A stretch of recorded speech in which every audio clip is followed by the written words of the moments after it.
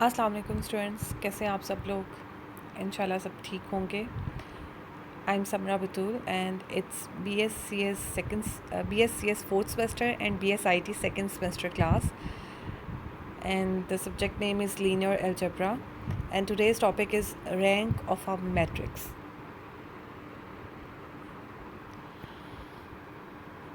Row and column spaces. Definition: let A is equal to Aij be an m by n matrix over R. M is less than or equal to n. Then rows of A is equal to P1 is equal to, these are the rows A11, A12, A1, n, और second row है A21, A22, so on up to A2n and so on. PM row जो है वो AM1, AM2, so on up to AMN are called row vectors of A. The subspaces of Rn spanned by P1, P2, so on up to PM is called the row space of the matrix A. Row and column spaces, ये first आपकी जो definitions हैं ये दो हैं definition actually. एक है रो spaces और दूसरी है कॉलम स्पेसेस। अभी जो आपकी स्क्रीन पे नज़र आ रही है ये रो स्पेस की डेफिनेशन है। रो और कॉलम से ही आपको समझ आ गया होगा कि मैट्रिसेस की बात हो रही है। अब जो मैट्रिक्स आप लोगों ने मैट्रिक्स जो है वो स्टार्ट के जो लेक्चर्स थे आपके फर्स्ट सेकंड लेक्चर, उसमें डिटेल से मैट्रिक्स के बारे में, उसके ऑपरेशंस और उसकी टाइप्स के बारे में डिस्कस किया था। जो पहली आपकी डेफिनेशन थी जिसमें मैंने आपसे कहा था रेक्टेंगुलर अरे of numbers enclosed with a pair of square brackets, उसे मैट्रिक्स कहते हैं। और एक जनरल फॉर्म का मैट्रिक्स आपको बताया था कि कैसे लिखते हैं। उसमें m रोज़ थी, n कॉलम्स थे और उसके एलिमेंट्स किस फॉर्म के थे, A11, यानी A11 का मतलब है फर्स्ट रो फर्स्ट कॉलम का के जो इंटरसेक्शन पे जगह है वहाँ पर जो एलिमेंट है उसे हम A11 कहेंगे। A12 का मतलब है फर्स्ट रो सेकंड कॉलम। जब हम A12 लिखते हैं तो इसमें जो पहला नंबर है वो उसकी रो को रिप्रेजेंट करता है और जो सेकंड नंबर है उसके सबस्क्रिप्ट में वो उसके कॉलम को रिप्रेजेंट करता है। कुछ ये मैं बातें इसलिए रिपीट कर रही हूँ कि आपको याद आ जाए। अगर आपको कोई कन्फ्यूजन इसके बाद भी रहती है तो आप उन लेक्चर्स को चेक कर सकते हैं। तो ये एक मैट्रिक्स है, ये एक स्क्वायर मैट्रिक्स नहीं है क्योंकि स्क्वायर मैट्रिक्स में रोज़ और कॉलम्स की तादाद बराबर होती है। इसमें ऐसा नहीं है, इसमें रोज़ जो हैं वो कम है, कॉलम ज़्यादा है। m is less than and equal to n का ये मतलब है कि रोज़ की तादाद कम है। जैसे 3 रोज़ होंगी 4 कॉलम्स हो सकते हैं, या इससे ज़्यादा बड़ा नंबर भी हो सकता है, ज़्यादा डिफरेंस भी हो सकता है, एक का डिफरेंस ज़रूरी नहीं है। लेकिन सिर्फ इम्पॉर्टेंट ये है कि रोज़ कॉलम से कम है। ओवर आर का मतलब ये है कि एंटिटीज़ जो हैं इसके अंदर, एलिमेंट्स जो हैं इस मैट्रिक्स के, वो रियल नंबर्स हैं, कॉम्प्लेक्स नंबर्स नहीं होंगे। तो ऐसे मैट्रिक्स की रोज़ किस तरह की होंगी? पहली रो क्या होगी, A11, A12, so on up to A1n। Second row, third row, fourth row, so on. इस तरह से आप उसकी m रोज़ को लिख सकते हैं। इन m रोज़ को P1, P2 यानी एक वेक्टर की फॉर्म में लिख दिया आपने, are called row vectors of A। The subspace of Rn spanned by these vectors is called the row space of the matrix A. एक सब स्पेस Rn एक स्पेस है, वेक्टर स्पेस है। आप जब वेक्टर स्पेस की डेफिनेशन करवाई थी फर्स्ट लेक्चर जो वेक्टर स्पेस का था, उसमें उसकी एग्जांपल्स भी मैंने आपको दी थी कि जनरल एग्जांपल्स हैं जिसमें R square is a vector space, Rn is a vector space, आपको बताया था। तो Rn यानी एक कैसा सेट होता है Rn, जिसके अंदर n टुपल्स होते हैं, मतलब एलिमेंट्स जो उसके एक अगर आप उसका एलिमेंट उठाते हैं तो उसमें n ऑर्डर पेयर का नंबर होता है। और Rn का मतलब है रियल नंबर्स के, काफ़ी बड़ा सेट होता है, आप उसको रिप्रेजेंट नहीं कर सकते, उसे हम जो है ना ये एक Rn जो है इमेजनरी है। हाँ, R2 को हम ग्राफ में रिप्रेजेंट कर सकते हैं, इवन R3 को भी हम कोशिश करते हैं रिप्रेजेंट करने की, लेकिन अगर इससे बड़ी डायमेंशन की बात हम करते हैं तो हम उसको रिप्रेजेंट नहीं कर सकते। लेकिन साइंसदानों का और मैथमेटिशियंस का ये मानना है कि वो स्पेसेस एग्जिस्ट करती हैं। खैर उस बहस में नहीं जाते। Rn आपको पता है n ऑर्डर टुपल्स होते हैं उसके अंदर, उसकी एक सब स्पेस बनेगी और वो कैसी सब स्पेस होगी, उसमें कैसे एलिमेंट्स, उसके हर एलिमेंट को हम P1 P2 so on up to PM का लीनियर कम्बिनेशन हो, तभी हम कहते हैं ना कि P1 P ये span by P1 P2 so on up to PM। तो ऐसी जो सब स्पेस है उसे क्या कहते हैं, row space of the matrix A। Definition, no doubt vector space की जो डेफिनेशंस हैं ये थोड़ी डिफ़िकल्ट है, लेकिन इसके क्वेश्चंस ऐसा लेंथी हैं, डिफ़िकल्ट नहीं है। उनमें एक मेथड है जिसको आपने फॉलो करना है, और उसमें कोई ऐसा मुझे वो क्वेश्चंस, मैं उन क्वेश्चंस को मुश्किल कहती हूँ जिसमें आपने हर क्वेश्चन के नेचर को समझ के उसको फॉर्मुलेट करना हो, जिसमें क्वेश्चन क्लियर नज़र आ रहा है कि अगर ये चीज़ प्रूव करनी है, उसका ये फॉलोइंग मेथड है, इसका ये है, वो इतने डिफ़िकल्ट नहीं होते। तो वेक्टर स्पेस के क्वेश्चंस इतने ज़्यादा मुश्किल नहीं हैं, हाँ थोड़ी सी प्रैक्टिस की ज़रूरत है। डेफिनेशंस नो डाउट थोड़ी डिफ़िकल्ट हैं, अगर आपको समझ आ जाती हैं बहुत अच्छी बात है, नहीं तो आप 1 से 2 दफ़ा इसको याद करें। याद करने के बाद आपको समझ आनी शुरू हो जाएगी। जब आपको पिछली डेफिनेशन और पिछला कॉन्सेप्ट जो है आपका क्लियर होगा और मेमोराइज़ भी होगा, तभी आपको अगला जो है वो समझ आएगा।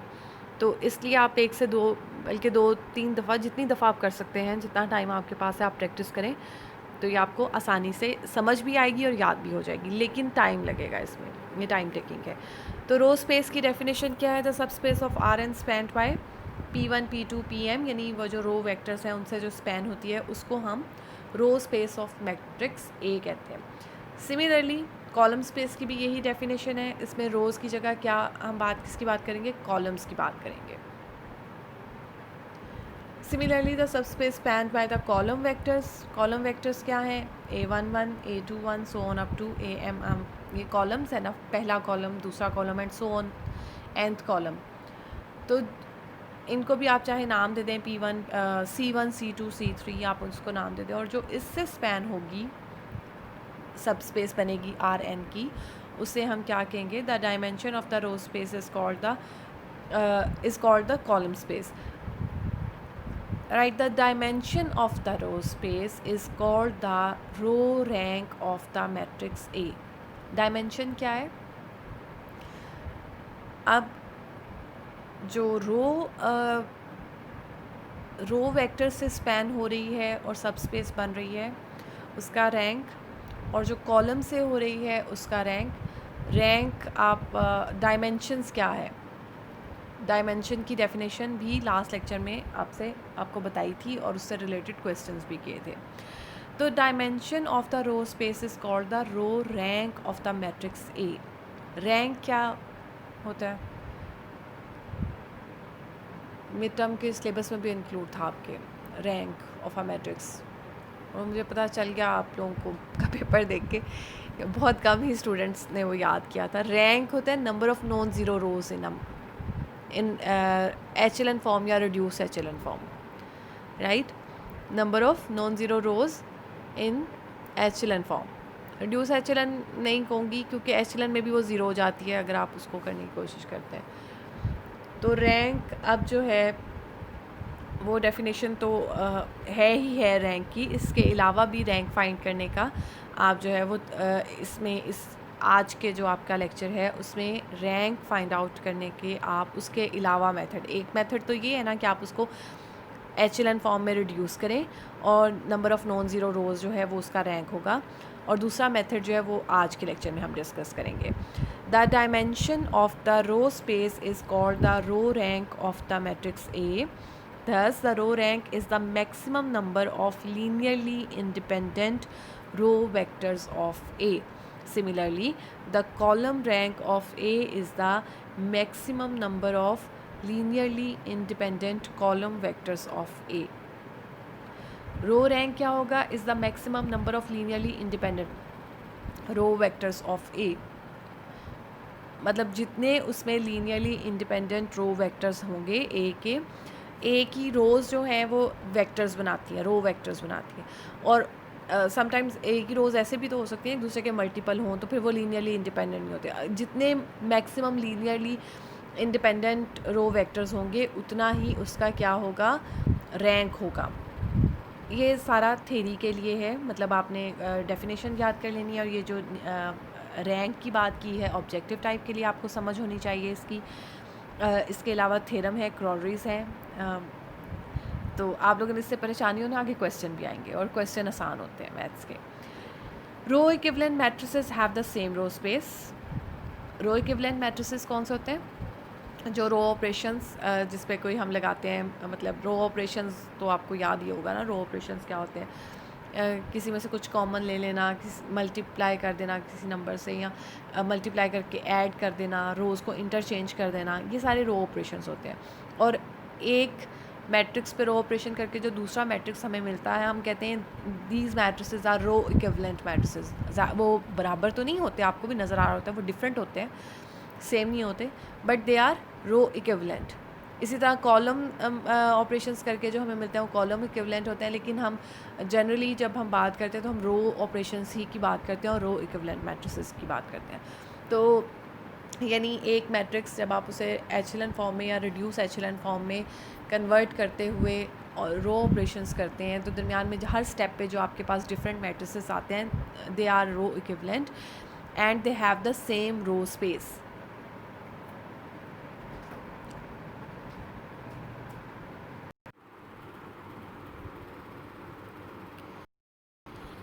Corollaries हैं, row equivalent matrices have the same row rank. If P is non-singular, then the matrices A and PA have the same row rank. Row equivalent matrices जो अभी आप को मैंने डिटेल से डिस्कस किया कि रो जो इक्विवेलेंट मैट्रिसेस कौन से होते हैं और उनका सेम रैंक होता है। और if P is non singular then the matrices A and PA have the same row rank. अगर P एक नॉन सिंगुलर यानी जिसका डिटर्मिनेंट ज़ीरो नहीं होता, ऐसा मैट्रिक्स है तो A और PA का सेम रो रैंक होगा, as PA is row equivalent to A। The rank of PA is equal to the row rank of A। Corollary next है, the row rank of a non singular matrix A of order n by n is n, right? The row rank of non-singular matrix A of order n by n is n।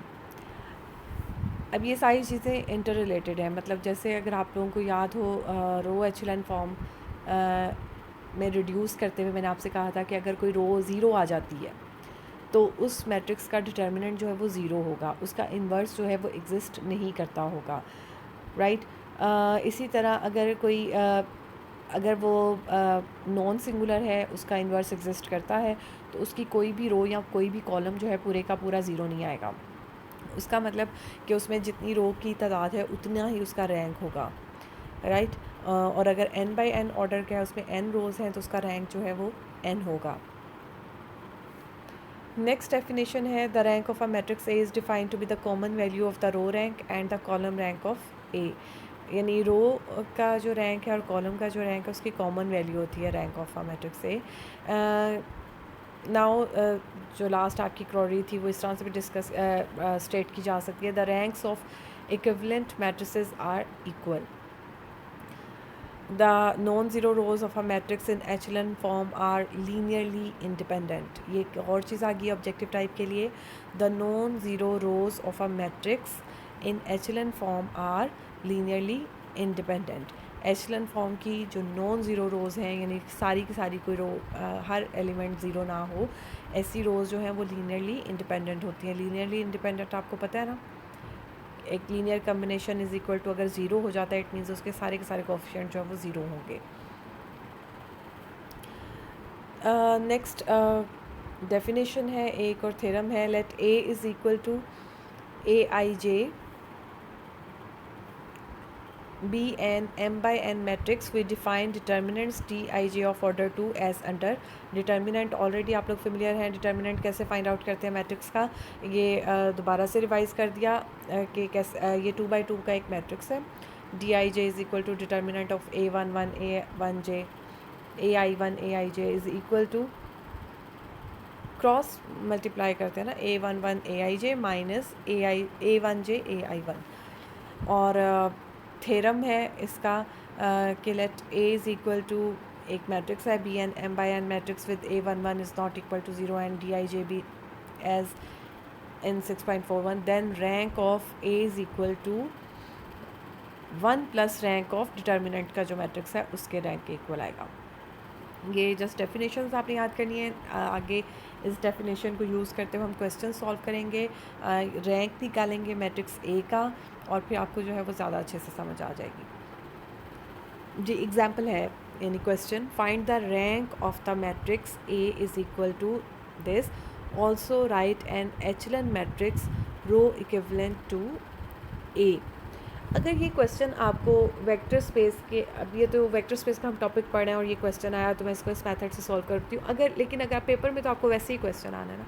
अगर ये question आपको आता है तो आपने इसको solve करने के लिए जस्ट इसको रो एचलन फॉर्म में कन्वर्ट करना है, रिड्यूस करना है। रो एचलन फॉर्म में कैसे रिड्यूस करते थे? रो ऑपरेशंस करके। रो एचलन फॉर्म क्या थी कि हर सक्सेसिव रो में प्रीसीडिंग रो से ज़्यादा ज़ीरोज़ होते हैं और फर्स्ट नॉन ज़ीरो जो एलिमेंट है वो 1 होता है। तो आपने इसको एचलन फॉर्म में कन्वर्ट करना है। एचलन फॉर्म में जब ये आ जाएगा तो आपने देखते हैं कि नंबर ऑफ़ नॉन ज़ीरो रोज़ कितनी है, जितनी होंगी वही इसका रैंक होगा। इस तरह आपकी एचलन फॉर्म भी बन जाएगी और आपको रैंक का भी पता चल जाएगा। लेकिन क्योंकि अभी हमने पिछला मेथड डिस्कस किया डिटर्मिनेंट वाला, तो हम उससे सॉल्व करेंगे। इट्स अप टू यू कि आपको कौन सा मेथड आसान लगता है और आप किस मेथड से इस क्वेश्चन को सॉल्व करते हैं। तो क्योंकि अभी हमने लास्ट जो डेफिनेशन पढ़ी उसमें हमने डिस्कस किया कि डिटर्मिनेंट को यूज़ करते हुए आप कैसे रैंक फाइंड आउट कर सकते हैं। तो rank of A is equal to 1 plus, ये जो 1 प्लस है ये फॉर्मूले का है कि जो भी इन डिटर्मिनेंट के मैट्रिसेस का रैंक होगा उसमें 1 प्लस करके ए का रैंक बनेगा, राइट। तो 1 प्लस रैंक ऑफ, अब ये डिटर्मिनेंट कैसे लिखने हैं? डिटर्मिनेंट लिखने का तरीका आप ज़रा इसको देखें। फर्स्ट रो क्या है? -3,5,1,2। सेकेंड रो क्या है? 7,2,0,-4। पहला जो डिटर्मिनेंट वो बनेगा वो क्या होगा? -3, 5, 7 और 2, राइट। अब -3, 7 जो है ये हमने सेम रखना है पहली रो में, और अगले वाले चेंज होते जाएंगे, सेकंड कॉलम चेंज होता जाएगा। 5, 2 पहला कॉलम, पहले डिटर्मिनेंट का कॉलम है 5, 2, अगले का आएगा 1, 0, फिर 2, -4। क्लियर? -3 और 7 आपका फर्स्ट कॉलम बनेगा और बाकी जो सेकंड कॉलम है वो चेंज होता जाएगा। पहले 5, 2, फिर 1, 0 और 2, -4। 3 आपने डिटर्मिनेंट लिख लिए। अगले स्टेप में क्या करना है? अब आपने -3 और -8, अब ये दरमियान वाली रो जो है उसका 7 जो है उसको छोड़ देना। -3, -8, पहले में 5, 3 आएगा, उसके बाद चेंज होते जाएंगे 1, 1, 2, 6। अब इसका जो है ऑर्डर कम हो गया, मतलब ए का ऑर्डर क्या था? 3/4, 3 रोज़ 4 कॉलम्स। लेकिन ये जो मैट्रिक्स आपका बनेगा इसका ऑर्डर क्या होगा? 2/3। इसी तरह जो आंसर आएगा इस यानी डिटर्मिनेंट का मैट्रिक्स जो है उसका ऑर्डर जो है वो कम होता जाएगा, एक एक कम होता जाएगा, तभी 1 प्लस रैंक ऑफ वो आया है। अब डिटर्मिनेंट लेने तो 2/2 के आसान है, क्रॉस मल्टीप्लिकेशन। -3 को 2 से मल्टीप्लाई करेंगे, 6 -35 तो -41 आ गया। इसी तरह बाकी सारे भी आपने निकाल लेने हैं। 0 -7, 12 -14, तो इस तरह से ये आपके पास रिजल्टिंग मैट्रिक्स आ गया। अब इसका रैंक आप एचलन फॉर्म में कन्वर्ट करके भी फाइंड आउट कर सकते हैं, लेकिन आप क्या कर सकते हैं, इसको दोबारा से डिटर्मिनेंट भी ले सकते हैं। डिटर्मिनेंट लेंगे तो इसका ऑर्डर और कम हो जाएगा। तो जब हम इसका डिटर्मिनेंट लेंगे, अब माइनस इसका सिर्फ एक ही रो आएगी। -41, 31 आपका पहला कॉलम, और दूसरा कॉलम -7, 5, और फिर दोबारा दूसरा कॉलम -2 और -2, राइट। अब आप इसका डिटर्मिनेंट्स लेके आंसर निकालेंगे। 12 और 144, और 12 और 144 का रैंक क्या है? 1।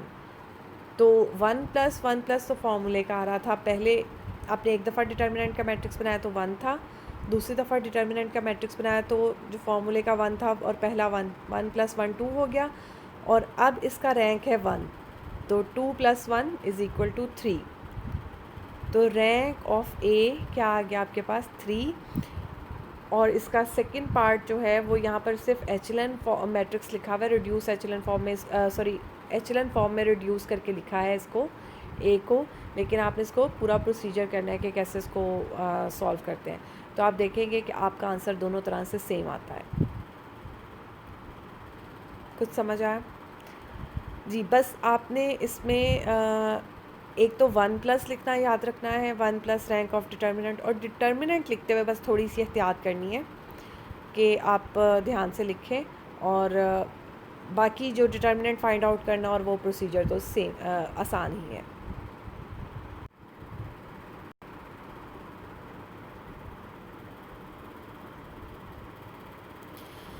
नेक्स्ट एग्जांपल है find the rank of the matrix A is equal to, एक मैट्रिक्स आपको गिवन है, and write an echelon matrix row equivalent to ए।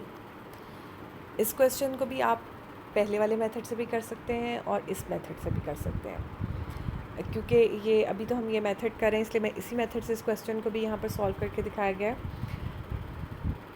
जी। अब आप इस ए को देखें, फर्स्ट डिटर्मिनेंट आपका क्या बनेगा, ये बनेगा आपका पहला कॉलम 1 और -1, और ये आपका बन गया दूसरा, राइट, -2 और 0।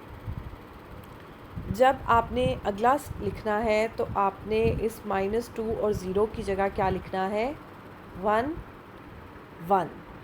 फिर आपका डिटर्मिनेंट क्या बनेगा, 1 1 -1 और 1। जब आपने तीसरा एलिमेंट लिखना है तो इसको भी आपने छोड़ देना है, और 1 -1 की साथ आपने लिखना है 0 और -2। ये मैंने ब्रैकेट्स डाल दी हैं, आप इसको डिटर्मिनेंट रखिएगा, राइट। ये नहीं, स्क्वायर ब्रैकेट तो मैट्रिसेस की होती है ना, आप इसको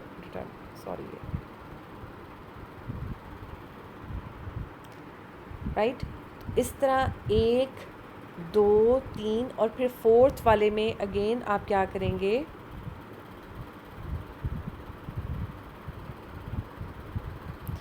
वन -1 और 5 और 2, 1 -1 5 2।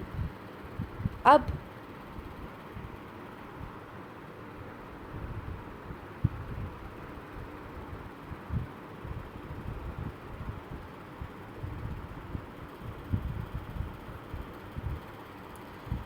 जब हम सेकंड रो के लिख रहे हैं तो ये वाला 1 उठाना है और ये वाला 1 भी दरमियान वाली रो छोड़ देनी है। सेकंड रो के जब आप एलिमेंट लिख रहे हैं 1 1 और -2 और -6, ये पहला डिटर्मिनेंट बन गया। फिर 1 1 1 और 3, 1 1 0 और -2। बस ये थोड़ी सी सिमेट्री जो है वो आपने ध्यान से डिटर्मिनेंट लिखने में यूज़ करनी है। इसके बाद जो है वो डिटर्मिनेंट फाइंड आउट करने जो है वो सेम ही है। ये नेक्स्ट स्लाइड पे जाते हैं, सॉरी जी, ये देख लें 1 -1 -2 0, 1 -1 1 1, और ये इस तरह से आपने 3/4 का मैट्रिक्स लिख लिया, जबकि आपका एक्चुअल मैट्रिक्स जो था वो 4/4 का था, 5 का था, 4/5 का था। लेकिन अब आपका जो है 1 प्लस रैंक, एक रैंक ऑफ 3/4 मैट्रिक्स आ गया। इसको सॉल्व करके इनकी वैल्यूज़ आपने लिख ली यहाँ पर। ये देखें, इसका फर्स्ट डिटर्मिनेंट क्या आएगा, 1 -2, तो 0 -2 which is equal to -2। Second में 1 + 1 2, -2 + 0 -2, 2 + 5 7, और इस तरह से बाकी भी आपने कर लिए। अब आपके पास एक 3/4 का मैट्रिक्स आ गया, 1 प्लस रैंक 3/4। अब क्योंकि इसके भी डिटर्मिनेंट लेने हैं तो ये जो 2 है ये किस तरह से आया हमारे पास, एक ये 1 था, एक 1 जब हम इसको दोबारा लिखने लगे तो हमें यहाँ पर चाहिए था ना 1 + 1 प्लस रैंक, तो ये 1 + 1 क्या हो गया, 2 और रैंक ऑफ दिस मैट्रिक्स। तो यहाँ पर डायरेक्ट लिख दिया गया 2 + रैंक ऑफ दिस मैट्रिक्स। और अगेन इसको लिखने का वही तरीका है। ये देखें, पहला कॉलम जो है आपका बनेगा -2 -4, दूसरा कॉलम क्या बनेगा 2 2। लेकिन जब हम उसके बाद लिखेंगे हम इसको हटा देंगे, इसकी जगह दूसरा कॉलम लिखेंगे -2 -2। फिर जब हम तीसरा एलिमेंट लिखेंगे हम इसको हटा देंगे और उसकी जगह लिखेंगे 7 और 7, राइट। और जब हम नेक्स्ट रो पे आएंगे तो फिर हम ये दरमियान वाले हटा देंगे और हम पहला एलिमेंट लिखेंगे -2 1 और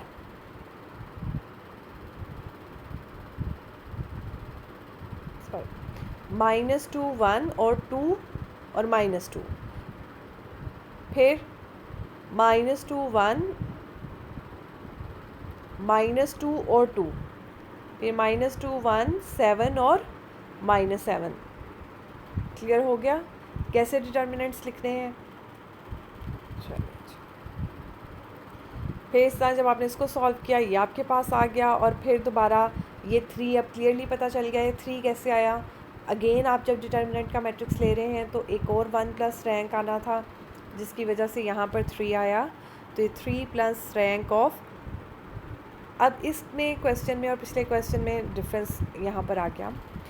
यहाँ पे जो आपका रो वेक्टर कहते हैं जिसमें सिर्फ एक रो हो, जिसको मैट्रिक्स में सिर्फ एक रो से रो वेक्टर कहते हैं। तो ये 0 0 आ गया, तो ये 0 रो है इसलिए इसका रैंक क्या होगा 0 होगा। तो 3 + 0 = 3 आ गया। और जब आप इसे एचेलन मैट्रिक्स में कन्वर्ट करेंगे तो भी आप देखेंगे कि आपकी एक रो पूरी 0 हो गई और आपका इसका रैंक जो है वो 3 आ गया। ये एचेलन फॉर्म में कैसे फाइंड आउट किया है, ये बिल्कुल उसी तरह वो जो सेम प्रोसीजर पहले आप लोग रो इक्विवेलेंट रो ऑपरेशंस यूज़ करके जो आप स्टेप बाय स्टेप इसको रिड्यूस करते थे एचेलन फॉर्म में, यानी ज़ीरोज़ बनाने हैं और 1 में कन्वर्ट करना है, वो ही प्रोसीजर है। उतना ही ये आपने प्रोसीजर जब आप सॉल्व करेंगे तो आपने करना है। डायरेक्ट नहीं ये निकल सकता इस तरह से कि डायरेक्ट आ जाए कोई मेथड हो। अब ये जो मैट्रिक्स है एचेलन फॉर्म इसके आगे अगर मैं आपसे क्वेश्चन पूछूं कि ए जो क्वेश्चन में आपको मैट्रिक्स गिवन है ए, क्या वो सिंगुलर है या नॉन सिंगुलर है, तो आपका आंसर क्या होगा।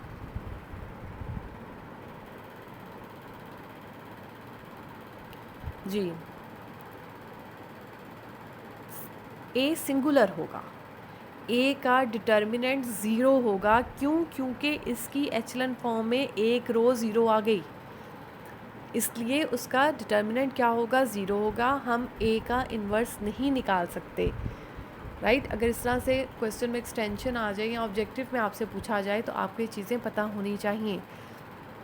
ए का डिटर्मिनेंट 0 होगा और ए का इन्वर्स जो है आप नहीं निकाल सकते, और ए मैट्रिक्स का जो रैंक है वो 3 है। क्लियर?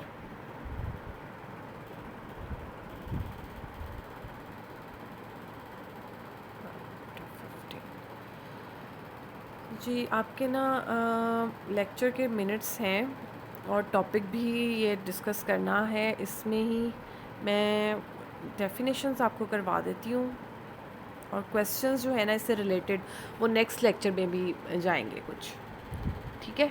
तो ये टॉपिक्स जो है रो स्पेसेस और कॉलम स्पेसेस और लीनियर ट्रांसफॉर्मेशंस जो है ये 2 लेक्चर्स, वैसे तो मुझे 1.5 चाहिए लेक्चर उसके लिए।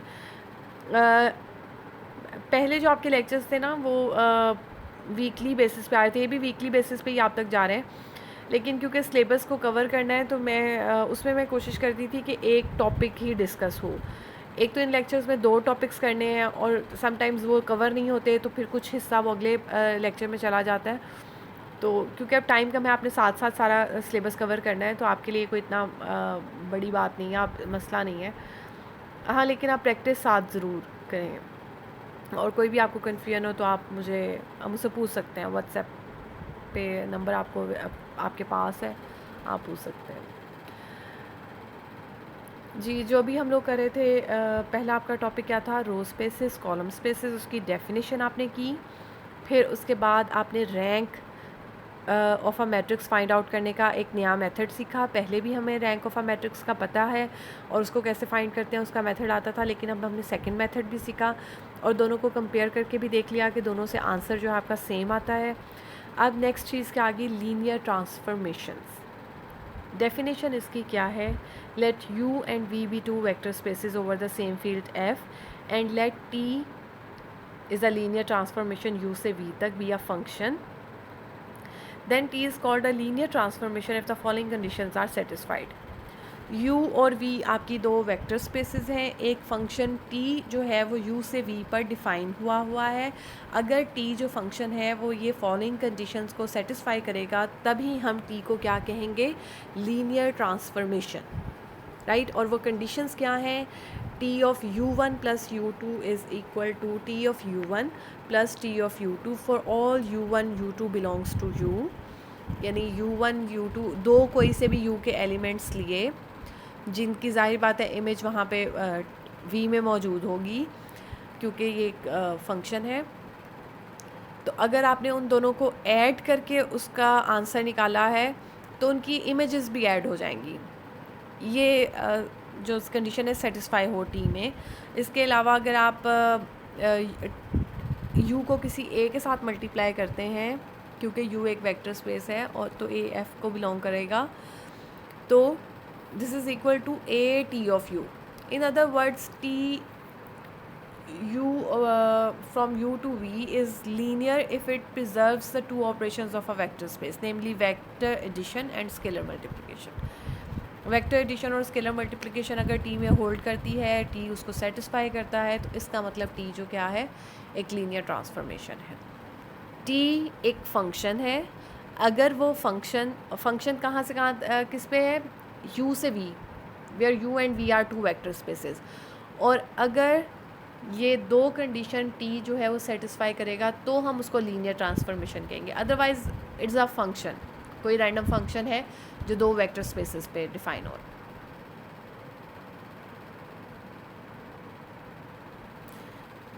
32 मिनट्स हो गए हैं। नेक्स्ट भी डेफिनेशन ही है, चलें करवाती हूँ, फिर नेक्स्ट लेक्चर में आपके जो है ना इससे रिलेटेड क्वेश्चंस आएंगे। Null space, let t from u to v, again t एक फंक्शन है जो दो वेक्टर स्पेसेस u से v तक है और ये एक लीनियर ट्रांसफॉर्मेशन भी है। The subset of u consisting of all vectors that t maps onto the zero vector of v, यानी u के वो सारे एलिमेंट्स जो जिनकी इमेज जो है वो ज़ीरो वेक्टर हो v का, u के वो सारे एलिमेंट्स जिनकी इमेज जो है वो ज़ीरो वेक्टर हो v का, उन सारे एलिमेंट्स का जो सेट है, यानी जाहिर बात है वो u का सबसेट होगा, उन सारे एलिमेंट्स का जो सेट है उसे क्या कहते हैं, नल स्पेस ऑफ t या कर्नल ऑफ t। दो नाम है इसके, नल स्पेस ऑफ t और कर्नल ऑफ। नल स्पेस से आपको पता चल जाएगा कि किसकी बात हो रही है, ऐसे elements of u which maps on the zero vector of t v, zero vector of v, जो सारे ज़ीरो पे जिनका आंसर जो है वो ज़ीरो आए। अब ज़्यादातर ये वेक्टर स्पेस है तो वेक्टर होगा ना, कोई शायद ऑर्डर्ड पेयर हो, ट्रिपल वाला हो, ट्रिपलेट हो या एन ट्रिपल हो, जो भी हो, उसमें अभी हम नहीं जा रहे। सिर्फ हमारा मकसद क्या है, u के वो सारे एलिमेंट जो ज़ीरो पे जाके मैप होंगे, उन एलिमेंट्स का जो सेट है उसे हम क्या कहते हैं, नल स्पेस या kernel of t।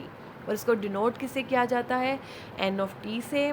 In symbols आप इसको इस तरह से लिख सकते हैं, n of t is equal to u belongs to u where t of u is equal to 0। As with function in general, the subset of v consisting of all functional values of t is called the range of t and is denoted by r of t। Function ही की बात है, जब तक v की वो जो सारे वो जो एलिमेंट्स हैं जो u की इमेज है, ज़रूरी नहीं है v के सारे एलिमेंट u की एलिमेंट्स की इमेज हो। फर्स्ट सेमेस्टर में फ़ंक्शन की डेफिनेशन बहुत अच्छी तरह से मैंने समझाई थी कि ऑन टू फंक्शन कौन सा होता है, इन टू फंक्शन कौन सा होता है, रेंज किसको कहते हैं, डोमेन किसको कहते हैं, सब डोमेन किसको जो है, को डोमेन किसको कहते हैं। को डोमेन क्या होती है, रेंज का सबसेट होता है, सॉरी रेंज क्या होती है, को डोमेन का सबसेट होता है। को डोमेन होता है, यहाँ पर क्या है डोमेन u और को डोमेन क्या है v, और वी के जो एलिमेंट यू की इमेज है उन्हें क्या कहते हैं, रेंज ऑफ टी, राइट। तो ये सारी चीज़ें रिवाइज यहाँ पर की गई हैं। As with functions in general the subset of V consisting of all functional value of T is called the range of T and is denoted by R of T, that is और r of t is equal to v belongs to v, there exists u belongs to u with t of u is equal to v। r of t के सारे elements u के elements की image होते हैं। Theorem क्या है, ये just आपने थ्योरम यहाँ पर लिखे हुए हैं, लेकिन आपने इसे एज अ रिज़ल्ट याद करना है। ये ऑब्जेक्टिव टाइप के लिए आपकी चीज़ें इंपॉर्टेंट है, आपको इसका प्रूव या कुछ इसका नहीं आता, जस्ट ऑब्जेक्टिव टाइप के लिए आप ये चीज़, ये जो है थ्योरम्स के नाम से जो मैंने लिखे हुए हैं, ये ऑब्जेक्टिव टाइप के लिए इंपॉर्टेंट है। Let T from U to V be a linear transformation, then R of T is a subspace of V, N of T is a subspace of U. Clear, यानी अगर T एक you से we पे transformation है, R T क्या है, range of T, वो भी एक वेक्टर स्पेस होगी, बजाते खुद एक वेक्टर स्पेस होगी। इसके अलावा क्या होगी, सबस्पेस ऑफ वी होगी। इसी तरह एन ऑफ टी क्या है, subspace of U. N of T में जो एलिमेंट्स हैं, एन ऑफ टी क्या है, सबसेट ऑफ यू है। आर ऑफ टी क्या है, सबसेट ऑफ वी। लेकिन ये दोनों सेट्स जो हैं ये सब स्पेसेस भी हैं और क्या हैं, वेक्टर स्पेसेस भी हैं। जाहिर बात है सब स्पेस है तो वेक्टर स्पेस भी होगा। क्लियर, आज के लिए इतना ही, आपका टाइम भी हो गया। मैं लेक्चर कोशिश करती हूँ कि ज़्यादा लंबा ना हो, क्योंकि वो लेना फिर मुश्किल हो जाता है। तो ये टॉपिक मैं फिर बता रही हूँ, अभी चल रहा है, इससे रिलेटेड क्वेश्चंस हम करेंगे। लेकिन हाँ, ये डेफिनेशंस इंपॉर्टेंट हैं, स्पेशली कर्नल और नल स्पेस की जो डेफिनेशन है ये लीनियर ट्रांसफॉर्मेशन की, इसको 2-3 दफ़ा पढ़ें, फिर आपको समझ आ जाएगी और याद भी हो जाएगी, ठीक है। और प्रैक्टिस ज़्यादा से ज़्यादा करें। प्रैक्टिस करेंगे तो ही आप जो है क्वेश्चन जो है पेपर में आप सॉल्व कर सकेंगे इतने शॉर्ट टाइम में। पेपर इसका लीनियर अलजेब्रा का जो पेपर होता है वो लेंथी पेपर होता है, मुश्किल तो नहीं मैं उसको कहूँगी, लेकिन लेंथी ज़रूर होता है, तो इसलिए आपको ज़्यादा प्रैक्टिस की ज़रूरत है। ओके जी, take care, thank you so much, अल्लाह हाफ़िज़।